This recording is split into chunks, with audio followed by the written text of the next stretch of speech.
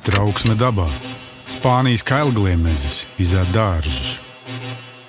Spānijas kailgliemezis ieradies pa zaķi ar kokmateriāliem un importa augiem. Tagad kļuvis par lielāko dārza murgu. Viņa nodarījumu saraksts ir garš. Izēd dārzus un laukus, iznīdē vietējās gliemežu sugas, izplata augu un dzīvnieku slimības un parazītus, kas apdraud arī mājas mīluļus un uzbrūk pat putnu mazuļiem.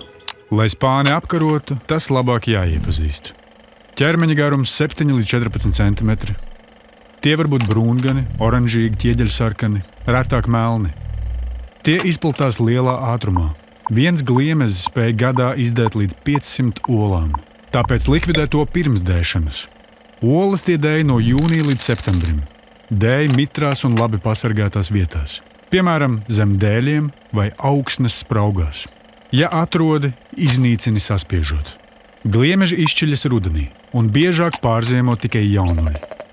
Spānijas kailgliemezim nav daudz dabisko ienaidnieku. Daļu paņem sals, daļu karstums, daļu dzīvnieki. Bet lielākā daļa jāiznīcina mums. Un te 5 labākie veidi, kā to izdarīt. Pāršķel. Vasaras sākumā pirms olu dēšanas pāršķel vai saspied. Nolasi. Vislabāk agri no rīta, vakarā vai pēc lietus. Ievieto tos slēgtā traukā ar salsūdeni uz diennakti un tad likvidē aprokot zemē 25 cm dziļumā. Izveido slēpni. Mitrā vai ainainā vietā uz zemes novieto dēļus, kastes vai citus priekšmetus. Šo vietu regulāri apseko un nolasi tur patvērušos gliemežus.